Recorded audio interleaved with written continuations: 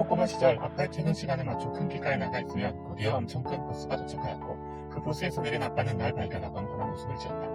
월급날이면 아빠는 날 시장으로 데리고 가 통닭을 사서 함께 집으로 갔었고 집에 도착해서 저녁 준비를 하고 있던 엄마에게 월급 봉투를 쥐어주던 아빠의 어깨에 힘이 잔뜩 들어가 있었다. 저녁을 먹은 뒤 함께 TV를 보고 있으면 아빠의 퇴근 버스 옆에 커다랗게 적혀있던 회사 이름이 뉴스의 국가 정보에 나왔었는데 꼬꼬마였던 난 무슨 의미인지는 하나도 몰랐지만 아빠가 다니고 있는 회사를 매일 TV에서 찾을 수 있다는 게 참으로 신기했었다. 그 당시의 단편적인 기억들 속에서 나에게 있어 아빠가 다녔던 회사의 의미는 우리 가족의 울타리입니다. 세월이 흘러 나의 진로에 대해 처음으로 고민을 했을 때 어쩌면 당연하게도 나는 나의 울타리가 되어줄 수 있는 좋은 회사를 먼저 떠올렸었고 뚜렷한 꿈이 없이 수능 성적표를 받아들였을 때도 어쩌면 당연하게도 점수에 낮춘 대학, 회사 취업이 잘 된다는 공대, 연봉이 높다는 과에 원수를 넣게 되었다.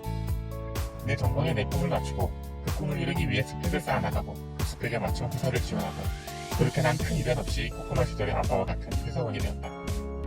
입사를 축하한다며 부모님들을 초청하여 회사 이름이 커다랗게 적혀있는 버스를 타고 회사 투어를 했던 그날 아버지는 환한 웃음을 지으시며 회사의 임원이 될 수 있도록 열심히 하라는 응원을 하셨다. 꼬꼬마 시절 동네의 가장 큰 2층 집에 살았던 아이는 밤이 늦도록 퇴근하지 않는 아빠를 기다리다 매번 먼저 잠에 들곤 했었다. 밤늦게 일을 마친 뒤 자가용 승용차를 타고 집으로 돌아온 아이의 아빠는 조용히 방문을 열고 아이가 잠든 모습을 바라보았고 아이는 그런 아빠의 모습을 잠결에 느끼며 행복한 꿈을 꿨다. 영원할 것만 같았던 2층 집과 자가용은 금융위기를 겪으며 아이의 아빠가 운영하던 회사와 함께 사라져버렸고 그렇게 아이의 가족은 흩어져 지내게 되었다. 아이에게 아이의 삶을 통째로 바꿔버렸던 아이의 아빠가 운영했던 회사의 의미는 가족의 삶 그 자체였다. 회사와 함께 무너졌던 아이 가족의 삶은 세월이 흘러가며 아빠의 사업과 함께 회복하였고 흩어졌던 가족이 함께 살 집도 함께 타고 다닐 차도 다시 생기게 되었다. 하지만 그 사이 훌쩍 커버린 아이는 어쩌면 당연하게도 다시는 돈이 없어 삶이 무너지는 일이 생기지 않도록 돈을 많이 벌어야만 한다는 다짐을 한다. 아르바이트를 하며 돈을 모으고 그 돈을 모아서 일하던 가게를 인수하고 그렇게 아이는 큰 이변 없이 꼬꼬마 시절의 아빠처럼 사업을 꾸려나간다. 차근차근 목표를 키워나가고 있던 어느 날 아이의 아버지는 운영하고 있으시던 회사에 들어가서 일을 배우라며 아이를 불러들이셨다. 대기업 3년차였던 나, 협력업체 관리자였던 아이. 우린 그렇게 만났다. 얼마 전 인기 아이돌 그룹이 소속회사의 정당한 권리를 요구하는 영상을 공개해 화제가 되었다. 해당 영상에는 소속 아티스트를 무책임하게 버리려 하는 회사에 대한 부정적인 댓글들로 가득하였다. 누가 맞고 틀리고의 문제를 떠나 어마어마한 성공을 이뤄냈던 그들은 왜 서로를 밀어내고 있는 것일까? 난 그들의 다툼과 그 다툼에 대한 수많은 댓글들을 보면서 왜 사람들은 그 회사를 나쁜 회사라는 것이고 좋은 회사와 나쁜 회사는 무엇인지에 대한 고민을 해보게 되었다. 난 회사원의 자식으로 태어나 회사원이 됐고 회사를 운영하는 사람을 만났다.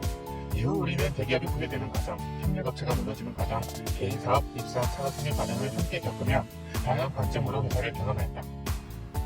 내가 겪어왔던 회사들의 경험과 관점을 바탕으로 회사의 의미를 정의해봤을 때 그 의미가 어쩌면 지금 이 순간 회사로 인해 힘들어하고 있는 누군가에게 작은 힘이 될 수 있다는 바람으로 회사의 의미를 고민해본다. 회사, 경제, 상인이 또는 그 밖의 영리행위를 목적으로 하는 사단법인, 주식회사, 유한회사, 합자회사, 한계회사에 4가지가 있다. 유의어 4. 내가 사전에서 회사를 찾아보고 놀랬던 이유는 회사의 한자 때문이었다. 회사, 모일회, 모일사. 난 그동안 회사를 모일회 224, 즉 모여서 일하는 곳으로 알고 있었기에 출근하고 일하고 퇴근하고 그것만 반복하였는데 회사라는 단어는 그냥 모인다는 글자 2개만 있었을 뿐이었던 거다. 그렇다면 대체 난 왜 그토록 회사에서 일까지 열심히 하였단 말인가? 그동안 스트레스를 받아가며 일했던 나날들이 억울하기도 하고 뭔지 모를 배신감도 들고 회사의 뜻이 단지 모인다라는 단어의 조합일 뿐이라는 사실이 용납이 안 된다. 이럴 수 없다. 회사의 진정한 의미를 찾아야만 한다. 영리행위, 재산상의 이익을 취하는 행위. 당연한 말이지만 어떤 회사든 일단 최우선은 돈이다. 회사는 돈을 벌기 위해 직원들을 뽑고 직원들도 돈을 벌기 위해 회사에 출근한다. 그런데 직원의 수가 많든지 적든지 간에 직원들이 어떠한 사람들이든지 간에 그들이 함께 모여 일을 하고 있는 회사는 왜 모인다는 글자들만 쓰고 있는 것일까? 회사의 기업화를 꿈꿨던 한 사내는 수많은 인재들을 채용하며 회사를 키워나간다. 크고 튼튼한 울타리를 원했던 나 또한 다행히 그중 하나였다. 회사에는 각자 목적을 가지고 입사한 인재들이 늘어났고 회사는 그에 맞춰 더 큰 목표를 세웠다. 그만큼 회사는 더 큰 기업이 되어갔고 그만큼 내 울타리도 튼튼해져갔다. 이는 당연하게도 회사의 올바른 방향성 아래에서 임직원들이 함께 모여 서로의 부족함을 보완해가며 모두가 능률적, 효율적으로 노력할 기에 일어난 성과일 것이다. 하지만 사내의 욕심으로 인한 무리한 확장으로 인해 그룹이 해체되는 과정을 겪으면서 난 모인다는 의미가 단순히 한 장소에 출근한다는 것만이 아님을 알게 되었다. 나의 출근 목적은 회사의 이익이 아니라 안정된 울타리이다. 다른 직원들도 각자의 목적을 가지고 회사에 출근한다. 회사 또한 직원의 목적을 위해서가 아니라 회사, 주주의 이익을 위해 존재한다. 다양한 목적들을 가지고 있는 이들이 한자리에 모일 수 있는 이유는 회사의 지속적인 이익이 결국 그들 모두의 목적을 충족시켜 줄 수 있기 때문이다.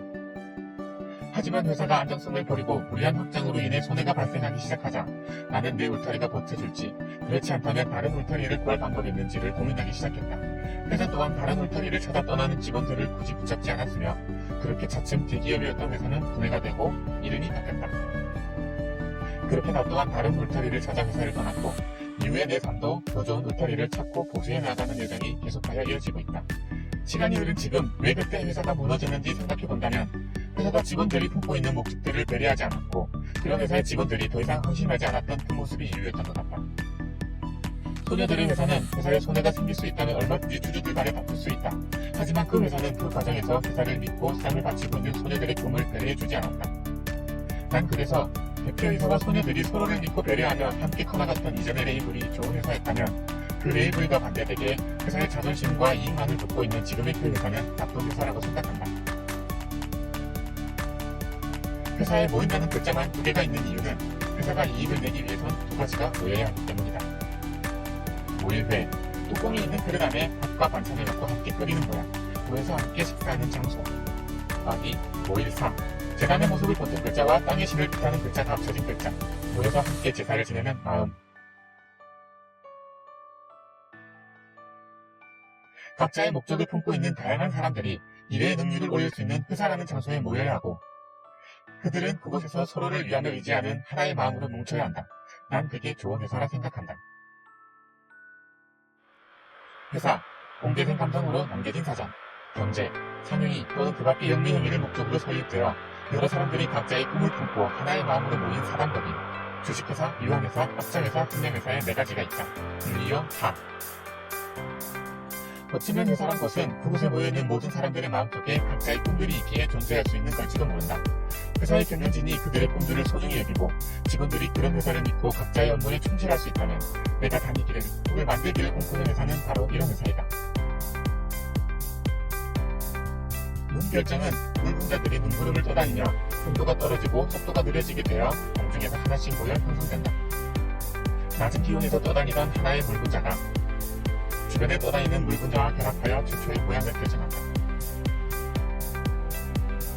그 과정에서 물분자들이 눈구름 속의 미세물질과 만나게 되면 운송이의 중심이 되는 핵으로 결합된다.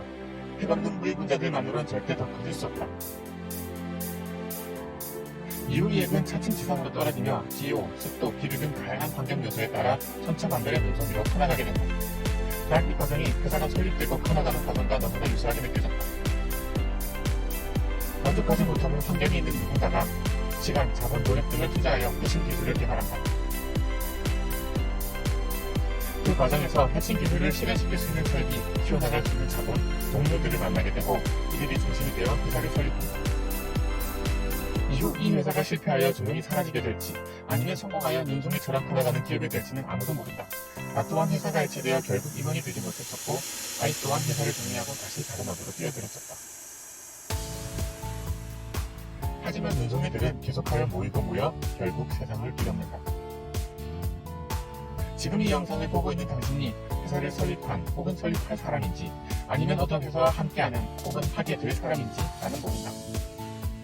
하지만 난 당신이 설립한 혹은 설립할 회사가 아니면 다니고 있는 혹은 다니게 될 회사가 좋은 회사가 될 수 있을 거란 걸 안다.